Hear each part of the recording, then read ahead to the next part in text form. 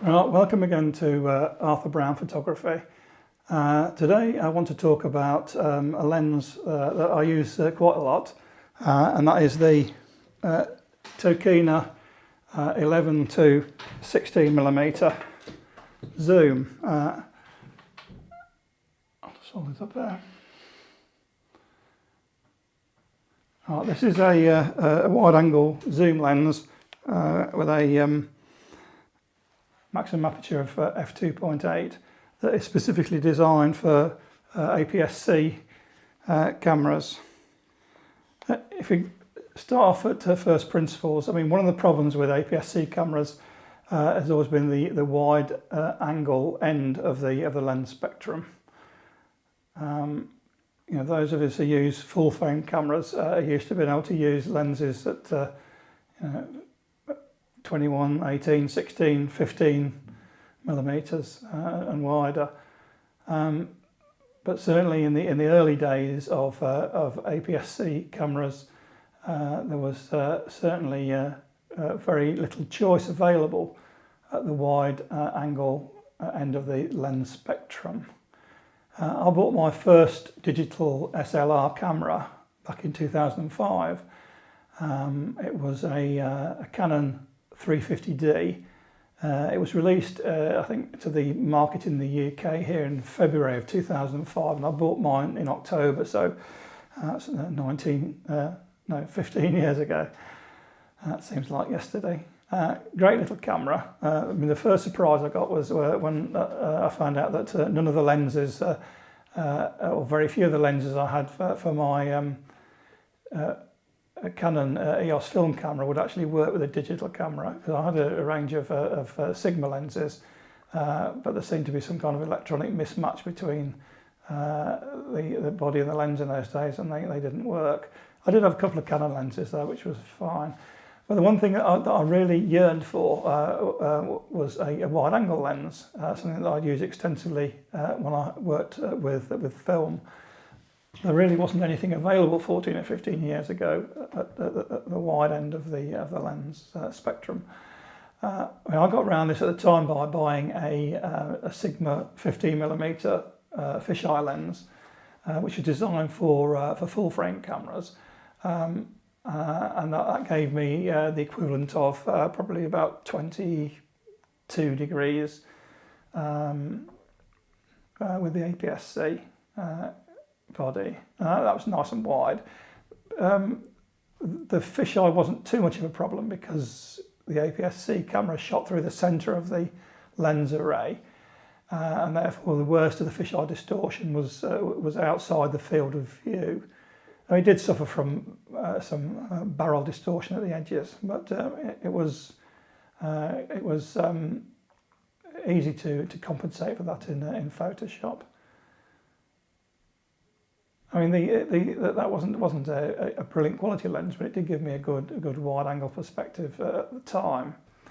I mean, as time progressed through the later 2000s, some of the lens manufacturers did start to bring out wide-angle zoom lenses for APS-C cameras. So you got Tamron and Sigma. Even Canon themselves brought out a 10 to 22mm lens. I mean, I did buy one of those to go with my EOS 100 that I had at the time.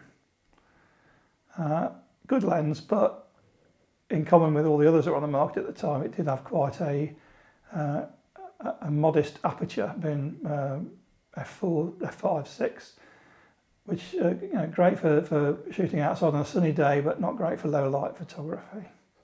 As time went on, I really upgraded my APS-C camera bodies, and I ended up with the Canon 70D I've got here now, alongside my full frame bodies. I did really want a decent wide-angle lens. I came across a Tokina 11 to 16 f2.8, which gave the angle of view I wanted, and also had a good wide aperture. I mean, this gives the equivalent of about probably 16mm to 22mm if it was on a full frame camera. So it's pretty wide. I'd say it's quite a well-made lens. It's autofocus and manual, and there's just a push-pull clutch to change between the two. So.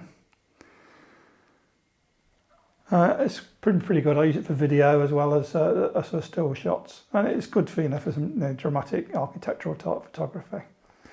I did use it recently when I went on a trip to York.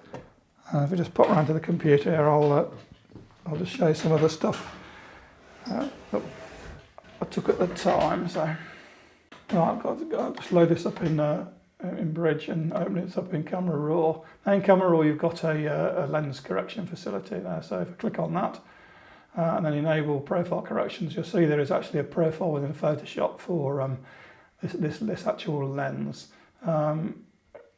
As I say, clicking on it, it doesn't make a huge amount of difference. It just really gets rid of a bit of distortion at the edges.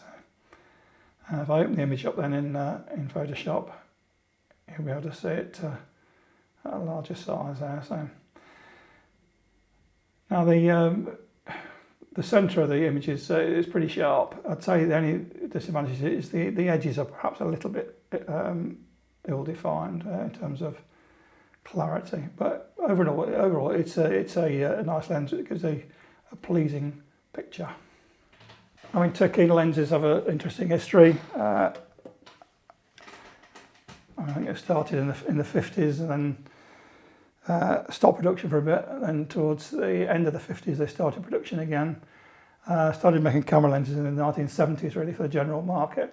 I can remember actually back in probably the early 80s having a Tokina 135 f2.8 telephoto lens for my Canon EOS. No, actually it was probably for my Canon A1 system at the time. That was a good lens. And then more recently I've had a Tokina 100-400 super zoom, which again was very good for wildlife photography. I did sell it in the end and buy a Canon 400 because I was only ever using it at the long end. So I didn't really need the zoom facility and the extra weight that I need to carry around. But I say Tokina lenses, I've been very pleased with this. It's an ideal solution really to the wide angle problem of APS-C cameras, and I've got some pleasing results with it. So. Right, here's a few shots I did while we were away. This is a shot of a street called Lendal in York. This one here is the interior of the House of Trembling Madness, which is a cafe, bar and beer shop in Lendal, York. This is a statue that's actually inside the cafe. Obviously, it's got quite close up with the wide angle lens there, so get that perspective. And this is a shot that I just took in a pub we went into. The name of the pub escapes me now.